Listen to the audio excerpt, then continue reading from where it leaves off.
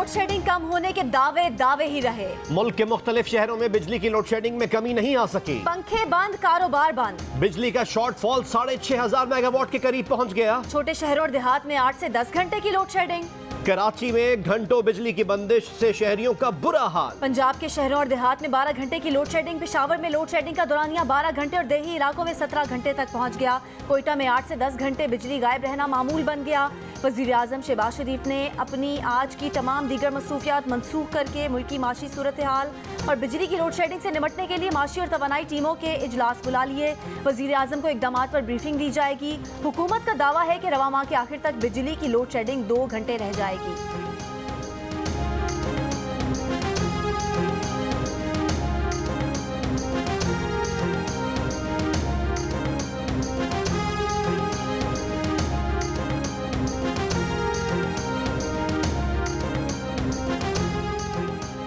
Inter bank में अमरीकी dollar की कदर में 83 पैसे का इजाफा। एक अमरीकी डॉलर 202 रुपए का हो गया। पाकिस्तान स्टॉक एक्सचेंज में कारोबार के दौरान मिला जुला रुझान।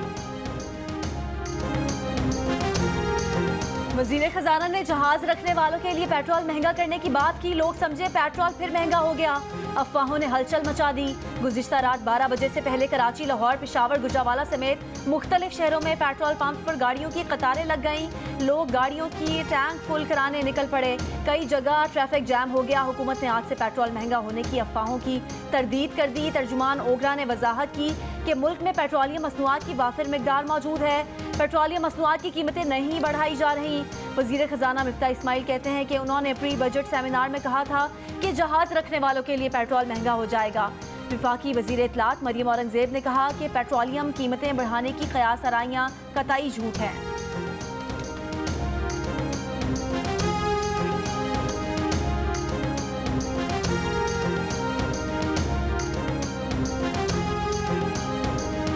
मैं वजीर आला केपी से दरखास्त कर रहा हूं कि अपने सूबे के गरीब आवाम के लिए कोशिश करो और सस्ता आटा दो। जिस तरह मैंने वहां पर कहा था, आज फिर कह रहा हूं, कपड़े बेचूंगा, सस्ता आटा मुहैया करो। खैबर पख्तूनख्वा में आवाम को 40 रुपए फी किलो सस्ते आटे की फरहमी शुरू। वफाकी वजीर इत्तलात मरियम औरंगजेब कहती हैं, वजीर आजम ने खैबर पख्तूनख्वा के आवाम से वादा पूरा कर दिखाया। एबटाबाद और पेशावर जोन में 2 रोज के दौरान 100 मोबाइल स्टोर से आटे के 50,000 से ज्यादा थैले फरोख्त किए गए। 17 जून तक खैबर पख्तूनख्वा में आरजी सेल पॉइंट्स की तादाद 500 हो जाएगी। सस्ते आटे की फराहमी आहिस्ता आहिस्ता पूरे सूबे में फैलाई जाएगी।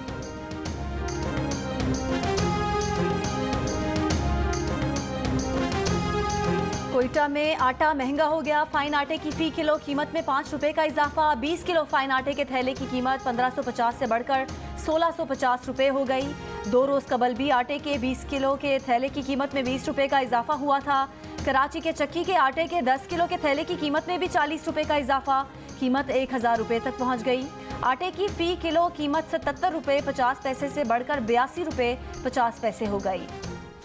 सियासी स्टेबिलिटी नहीं होगी, इकोनॉमिक स्टेबिलिटी आ नहीं सकती। चार्टर ऑफ इकोनॉमी आए, बैठे, इसके ऊपर एक फैसला कर लें। तमाम स्टेक होल्डर्स इसके ऊपर बैठें। चाहे एक पार्टी आए, अपना टेन्योर पूरा करे और फिर इलेक्शन हो और फिर अवाम जिसको भी मौका दें, वो जो गोल्स हैं उनको कोई चेंज न कर सके। गुज़िश्ता हुकूमत ने सरमायाकारों को नाराज किया। हमने बड़े सख्त फैसले किए। ये फैसले करना इत्तेहादी हुकूमत के लिए आसान ना था। जब तक मुल्क में सियासी इस्तेहकाम नहीं होगा, मुआशी इस्तेहकाम नहीं आ सकता। वज़ीर आज़म शहबाज शरीफ की एक बार फिर तमाम स्टेक होल्डर्स को मीसाक़े मईशत की पेशकश। प्री बजट बिजनेस कॉन्फ्रेंस से खिताब करते हुए कहा, तमाम स्टेक होल्डर्स मीसाक़े मईशत पर फैसला करें। ऐसे अहदाफ तय किए जाएं जिन्हें तब्दील न किया जा सके। हुकूमत अच्छी तजवीज़ और आरा पर अमल दरामद कराएगी। पॉलिसी के तसलसल के लिए मीसाक़े मईशत ज़रूरी है। मीटिंग की रोशनी में एक टास्क फोर्स बनाएंगे। कहा, दोस्त ममालिक से ताल्लुकात बहाल करने की कोशिश कर रहे हैं। अहदाफ का तयन करके बरामदात बढ़ाने पर तवज्जो देना होगी। वफाकी वजीर अमीनुल हक को कहा है कि 15 अरब डॉलर की IT एक्सपोर्ट चाहिए।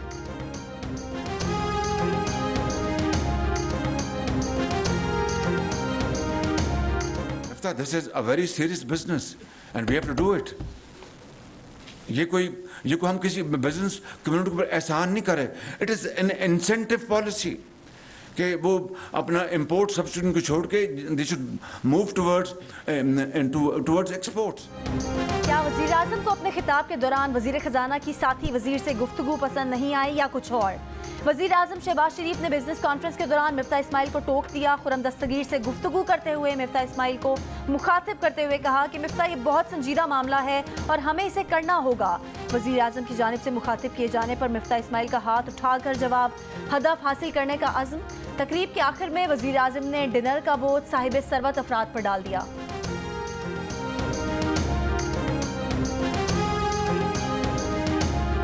शुक्रिया अदा करता हूँ कि आज आप आए और मैंने भी बड़ा आपकी समा खराशी की। आपकी खाना भी आपको चूहे आपके पेट में दौड़ रहे होंगे, तो खाना बनाया कि नहीं बनाया? और खाना तो बनाया, चूँकि अब हम चले गए हैं ऑस्टेरिटी की तरफ, तो आप में से कोई अपना साहिब हैसियत खाने का बिल भी आप ही दे देंगे तो बड़ा अच्छा होगा।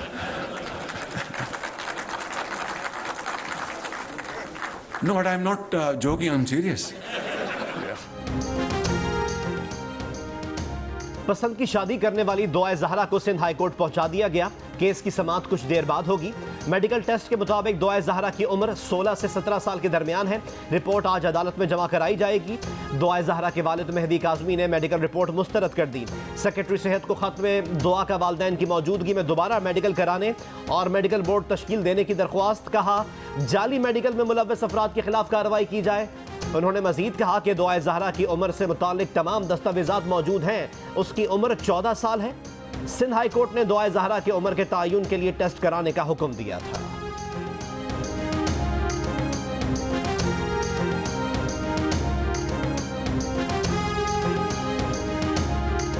किला सैफुल्ला में अख्तर ज़ई-उद-दौला के मकाम पर मुसाफिर वैन खाई में गिर गई। 18 अफराद जाँ बहक। डिप्टी कमिश्नर के मुताबिक हादसा मुश्किल गुजार पहाड़ी इलाके में पेश आया। मैयतों और जख्मियों को निकालने में मुश्किलात का सामना है। वैन लौरालाई से योप जा रही थी।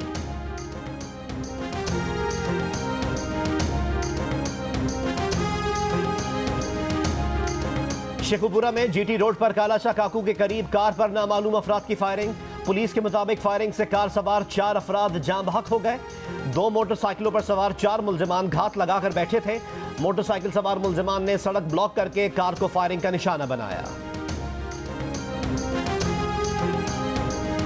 मुत्तहिदा कौमी मूवमेंट ने इलेक्शन कमीशन की कानूनी हैसियत को चैलेंज कर दिया। सिंध हाई कोर्ट ने अटॉर्नी जनरल, इलेक्शन कमीशन और दीगर से जवाब तलब कर लिया। अदालत का बल्दियाती इंतखाबात से मुतालिक नोटिफिकेशन फौरी मुअत्तल करने से इनकार।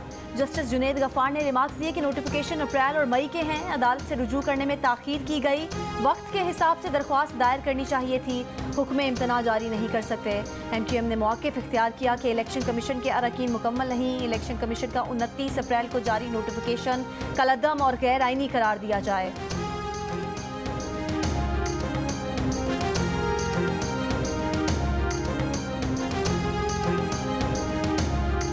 14 बरस बाद मुल्तान में सजेगा मैदान। Pakistan West Indies one day series के लिए शायकीन पुरजोश। दोनों टीमों के कप्तान जीत के लिए पुराज़्म। कप्तान बाबर आजम कहते हैं वेस्ट इंडीज खतरनाक टीम है, तैयारी कर ली है, गर्म मौसम से कोई मसला नहीं।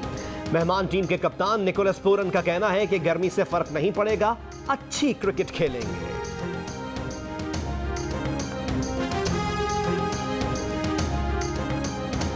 मुल्तान का दर्जा हरारत 36 डिग्री, लेकिन क्रिकेट के दीवानों का शौक 100 डिग्री।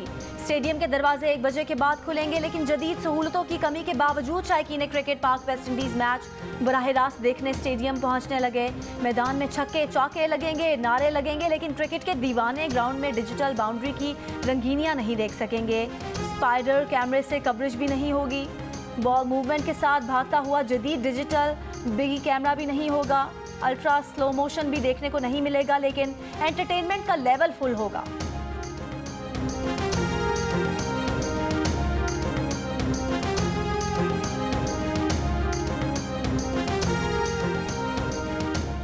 बीजेपी ओहदेदारों के गुस्ताखाना बयानात पर भारत के मुख्तलिफ शहरों में मुजाहिरों का सिलसिला जारी। शहर कानपुर में गुस्ताखाना बयानात पर पुलिस का बीजेपी के एक कारकुन को गिरफ्तार करने का दावा। बीजेपी के कारकुन के तौहीन आमेज बयानात पर कानपुर में मुसलमानों ने शदीद गम और गुस्से का इजहार किया था। बॉलीवुड के मारूफ अदाकारों की जानिब से भी बीजेपी की रहनुमा नूपुर शर्मा के मुतनाज़ बयान की सख्त मजम्मत। फरहान अख्तर, स्वारा भास्कर, विशाल ददलानी और कमाल खान ने भी नूपुर को शदीद तनकीद का निशाना बनाया।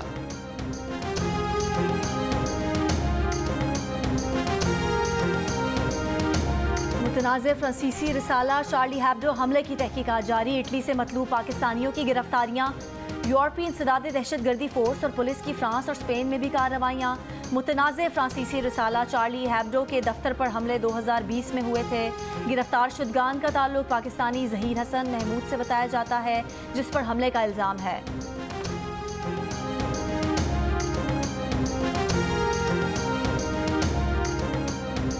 वज़ीर आज़म की ज़ेर सदारत कौमी इक़्तिसादी काउंसिल का इजलास भी आज होगा। वफाक, चारों सूबों आज़ाद कश्मीर और गिलगित बल्तिस्तान के लिए तरक्याती मंसूबों की मंजूरी दी जाएगी। चेयरमैन तहरीक इंसाफ इमरान खान ने कहा है कि कारकुन तैयार रहे, हुकूमत उनको गिरफ्तार करना चाहती है। उनको गिरफ्तार किया गया तब भी शफाफ इलेक्शन के ऐलान तक तहरीक जारी रहेगी। बनी गाला में वुकला से खिताब के दौरान हुकूमत को कौमी सलामती के लिए खतरा और पाकिस्तान की तौहीन करार देते हुए इलेक्शन कमीशन पर भी तनकीद। कहा, नून लीग ज़िमनी इंतखाब में इलेक्शन कमीशन के साथ मिलकर धांधली का मंसूबा बना रही है।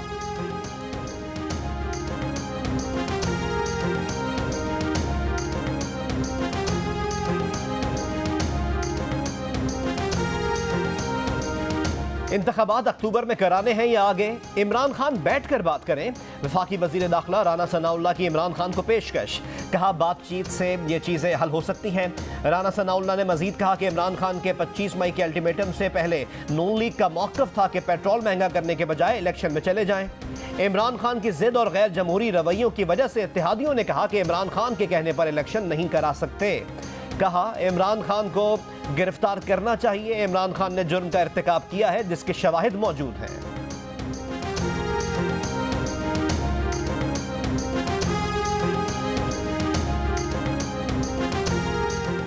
मुल्क में आज आम इंतखाबात हों तो मुस्लिम लीग नून, पीपल्स पार्टी, JUIF और MKM के इत्तेहाद को 39% वोट मिलने का इम्कान है। पाकिस्तान तहरीक इंसाफ 29% वोटों के साथ दूसरे नंबर पर आ सकती है। रिसर्च कंपनी आईपुर के सर्वे के मुताबिक इनफरादी सूरत में 29% अवाम ने PTI को वोट देने का कहा। 25% ने नून लीग को, 9% ने पीपल्स पार्टी को, 3% ने JUIF को वोट देने का कहा, जबकि 7% ने किसी को भी वोट देने का ना कहा।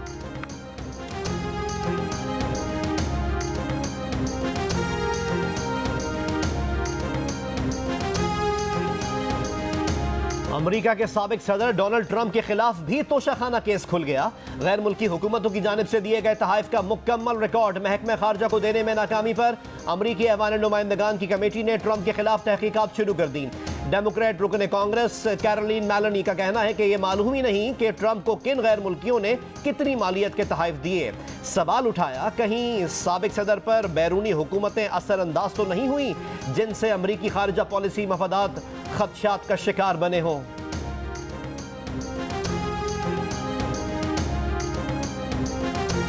डिप्टी गवर्नर स्टेट बैंक सीमा कामिल ने कहा है कि इस बात को यकीनी बनाया जाएगा कि 2023 के आखिर तक बैंकिंग सेक्टर में खवातीन की मुलाजमत में 7% इजाफा हो सके, लेकिन बाज़ बैंक खवातीन को मुलाजमतें देने से हिचकिचा रहे हैं। ऐसे बैंकों का मौक़िफ़ है कि बैंकिंग सेक्टर में खवातीन का कोई किरदार नहीं। Employer of choice gender diversity awards की तकरीब से खिताब में उन्होंने कहा कि कमर्शियल बैंक्स को पाबंद नहीं किया जा सकता कि वो खवातीन को मुलाजमतें दें। पाकिस्तान बिजनेस काउंसिल के सदर मोहम्मद औरंगजेब ने कहा कि खित्ते के दीगर ममालिक से मुकाबले के लिए खवातीन की शमूलियत ज़रूरी है। मुशर्रफ हाई ने कहा कि पाकिस्तान खूबसूरत मुल्क है, लेकिन इसकी कहानी का मरकज़ी ख्याल खवातीन को होना चाहिए।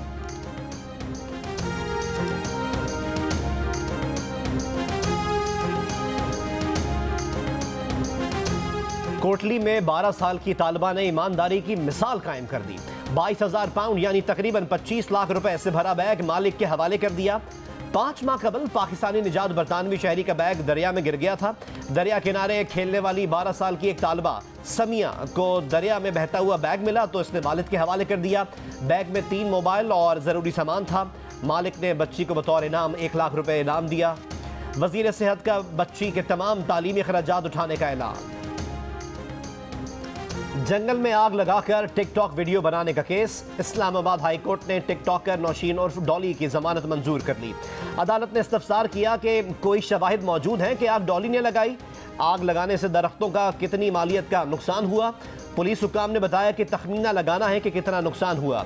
टिकटॉकर डॉली के खिलाफ थाना मारगला में मुकदमा दर्ज है। इस्लामाबाद हाई कोर्ट ने हलीम आदिल शेख की हिफाजती जमानत की दरख्वास्त मुस्तरद कर दी। चीफ जस्टिस अतर मिनल्ला ने रिमार्क्स दिए। हलीम आदिल शेख को 3 हफ्ते की हिफाजती जमानत दी। इस दौरान मुताल्लिका अदालत में पेश होना था।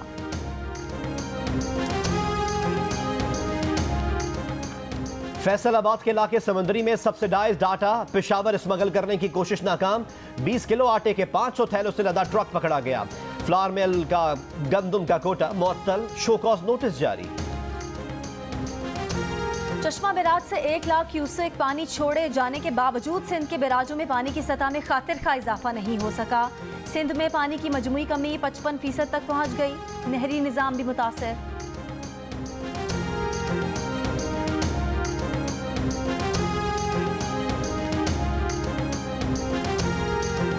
PIA की कराची से पहली हज परवाज मदीना मुनव्वरा रवाना। तर्जुमान के मुताबिक PIA अब तक 2000 से जायद आजमीन हज को सऊदी अरब पहुंचा चुकी है। आजमीन के लिए किसी एक कोरोना वैक्सीन की 2 खुराकें लगवाना लाजमी है। आजमीन हज के लिए मॉडर्ना, फाइजर, एस्ट्राजेनेका और जॉनसन एंड जॉनसन सऊदी हुक्काम से मंजूर शुदा है। इस्लामाबाद में आज से रात 10 बजे के बाद शादी ब्याह की तकरीबात पर पाबंदी आयद। ज़राए के मुताबिक शादी की तकरीब में सिर्फ 1 डिश की इजाज़त होगी। इस्लामाबाद पुलिस और इंतज़ामिया को पाबंदी से मुतालिक आगाह कर दिया गया।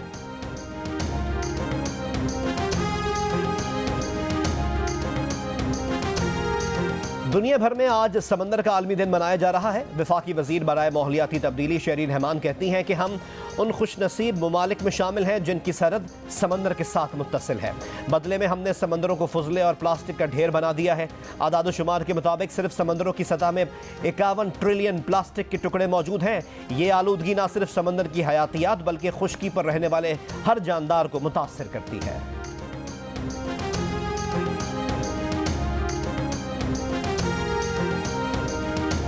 मिस्र और इटली के करीब आलमी सबमरीन केबल में खराबी होने से पाकिस्तान समेत कई ममालिक में इंटरनेट की सर्विस मुतासिर हुई। PTA के मुताबिक केबल की मुरम्मत का काम जारी है। पाकिस्तान में तमाम इंटरनेट सर्विस मामूल के मुताबिक बहाल कर दी गई है।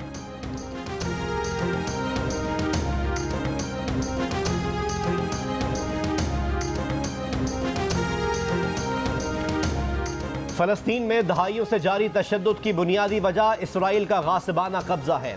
इसराइल की जानिब से आलमी क़वानीन की खिलाफ वर्जियों का एहतसाब होना चाहिए था। अक़वाम मुत्तहिदा की इंसानी हुकूक काउंसिल के आला सतह तफ्तीशकारों की रिपोर्ट जारी।